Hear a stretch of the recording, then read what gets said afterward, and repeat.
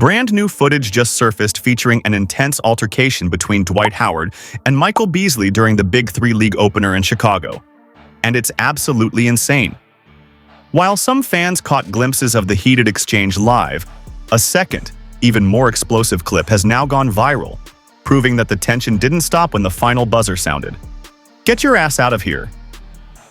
That's the line echoing all over social media. I've got the full breakdown on both clashes. Let's dive in.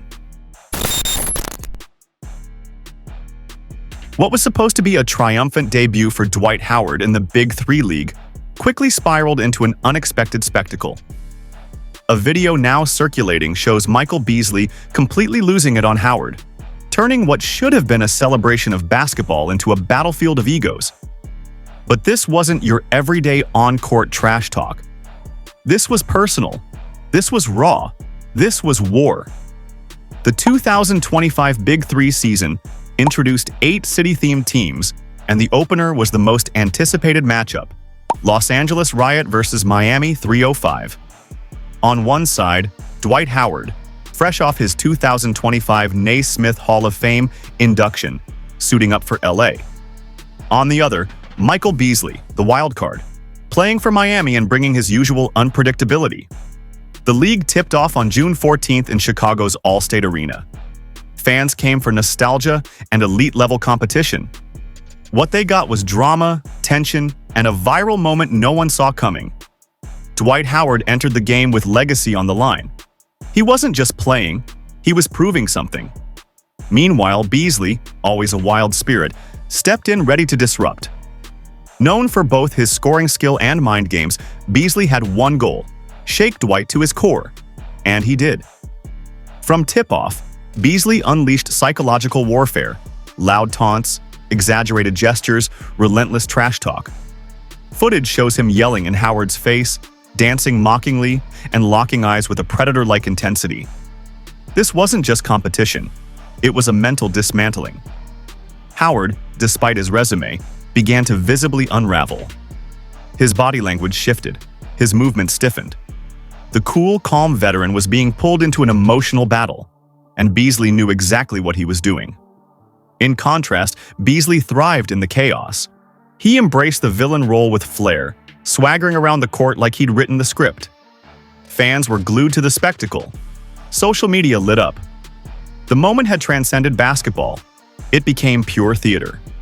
Miami 305 ended up taking the win 50-44, but the score barely mattered. What people will remember is Beasley getting in Dwight's head and doing it so effectively that it stole headlines across the sports world. Michael Beasley didn't just play the game, he hijacked the moment, turning Dwight Howard's Big Three debut into a mental battleground. From start to finish, Beasley's actions weren't random or emotional. They were intentional.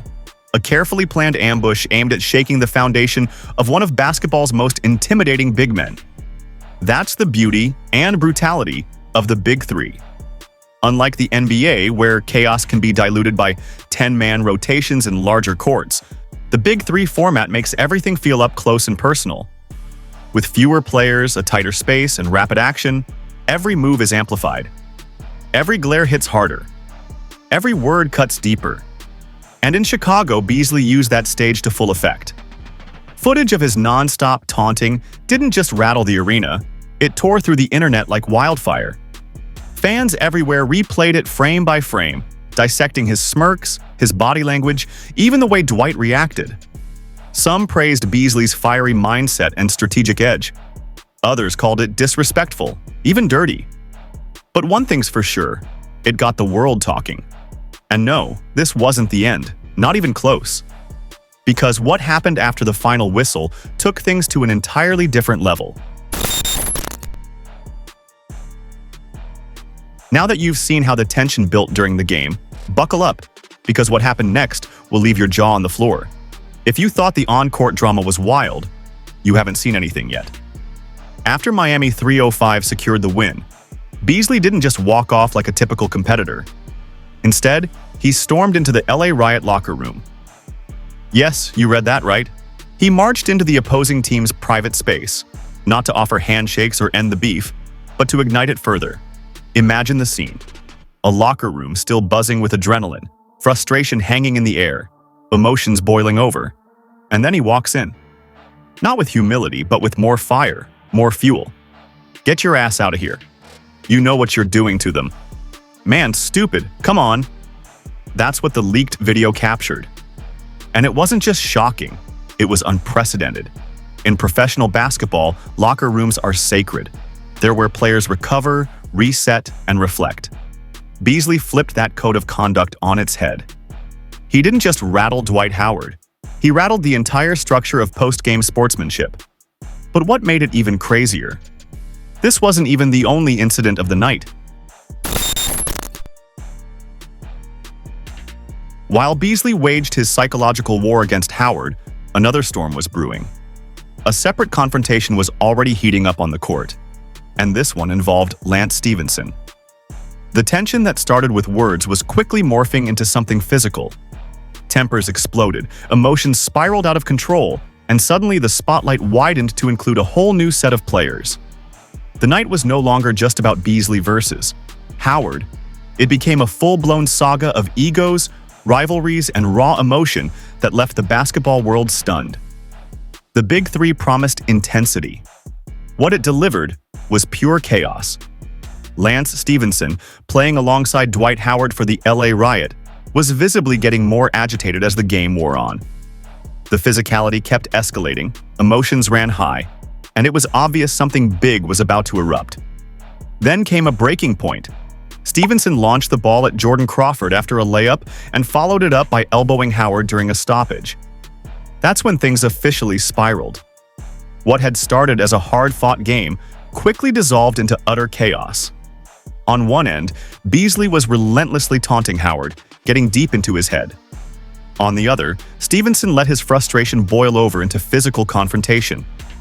The tension inside the arena became unbearable. When the scuffle spilled into the stands, it all came undone. Howard and Stephenson were ejected, and the arena erupted into madness. Security rushed the court, players and coaches scrambled to de-escalate, and fans watched, stunned, as everything fell apart in real time. While the rest of the arena was engulfed in chaos, one man stood unfazed: Michael Beasley. He didn't flinch, didn't get involved. In fact, his body language seemed almost amused. While others tried to restore order, Beasley looked like he was thriving in the disruption, like it was all part of the plan. That moment became instantly viral. His calmness against the storm, his swagger while everyone else lost control. It added another layer to the story and had social media going wild with theories, memes, and commentary. The league's response only fueled the conversation. Howard and Stephenson received formal warnings, but no suspensions were issued, with officials citing their rookie status in the league. This sparked debate. Was this fair treatment or favoritism? The Big Three clearly embraced its edgy, emotional energy. But how far is too far? Footage from the incident didn't just stay within the arena. It exploded online. Every angle, every taunt, every shove, shared, clipped, analyzed. TikTok, X, Instagram, fans everywhere watched it unfold again and again. Clips of Beasley's in-game trolling, the physical brawl, and even locker room scenes went massively viral. Beasley's performance on the court was just as dominant, dropping 21 points and grabbing 9 rebounds while disrupting Howard mentally the entire time. Howard, meanwhile, managed 10 points and 7 boards before the ejection, but it was clear the psychological pressure had taken a toll. In the end, this wasn't just a basketball game, it was an unforgettable spectacle. From strategic mind games to full-on physical chaos, it had everything fans crave in modern sports: raw emotion, drama, and unpredictability. The Big Three gave the world a moment that was messy, real, and impossible to ignore. Some fans were all in on the drama, applauding Beasley for his fiery passion and bold mind games. To them, it wasn't disrespect, it was classic, old-school intensity, a mental edge used by the greats to break opponents down. But others, both fans and analysts, saw it differently. For them, Beasley didn't just cross a line, he erased it entirely. His post-game locker room antics and sharp remarks to the media were seen as excessive and unnecessary. Critics argued that there's a clear boundary between competitive banter and full-blown psychological warfare, and Beasley didn't just blur that line. He stomped all over it. The league's response? Measured, but firm. The Big Three found itself walking a fine line, trying to maintain the league's raw, competitive spark while avoiding a descent into pure chaos. Instead of issuing suspensions for the altercation between Howard and Stevenson, they gave warnings, citing both players' rookie status in the league.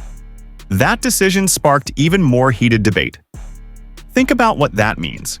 Two NBA veterans with years of professional experience were given a pass because they were technically new to this league.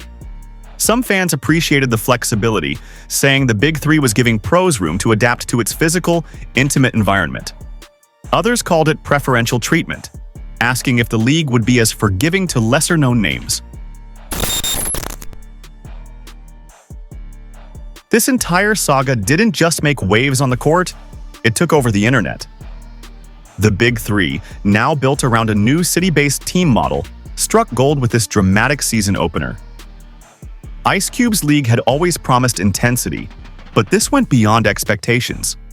The game's footage spread like wildfire, reaching not only basketball fans but influencers, entertainment pages, and sports media alike.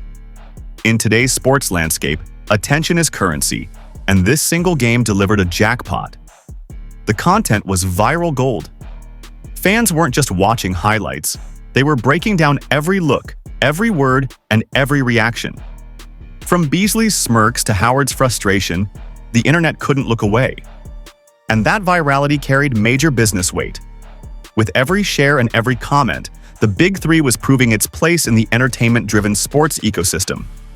Beasley's demeanor became a conversation on its own. He didn't just stay calm, he looked amused, like the drama unfolding around him was all part of the plan. His unshaken, almost arrogant presence fascinated viewers. It was a stark contrast to Howard, who, despite his legendary status, looked visibly thrown off. Fans noticed. It raised questions. Was Beasley just in Howard's head, or had he completely dismantled his opponent's focus? The deeper fans looked, the more it all made sense. Both Beasley and Howard have long, complicated histories filled with on- and off-court drama. For Beasley, this kind of behavior wasn't out of character. He's had numerous run-ins throughout his career, and his in-your-face style has always been part of his game. As for Howard, his NBA resume includes plenty of friction, conflicts with teammates, coaches, and critics alike. To many, this was just another wild chapter in both of their stories. And this is far from over. The Big Three season stretches into August, with the championship game set for Orlando on the 24th. That means more matchups, more face-offs, and potentially more fireworks. Fans are already buzzing about what's next. Will Beasley keep pressing those mental buttons? Will Howard retaliate with dominance or lose composure again? Will the league be forced to issue actual suspensions if things escalate? These questions have become part of the spectacle. The Big Three has created something beyond basketball, a storyline, a rivalry, a soap opera in sneakers. And the audience? They're loving every minute of it. This isn't just about a single confrontation. It's the kind of unfolding storyline that fuels viewership, drives engagement across platforms, and keeps fans emotionally hooked on the league's journey. What's fascinating is how the coverage of this moment exposed a shift in how sports media operates in today's world. Sure, traditional outlets picked it up, but the real viral wildfire spread through social platforms, fan-made reactions, and instant commentary from viewers who were sharing and resharing the footage in real time. We're witnessing the full force of decentralized sports storytelling.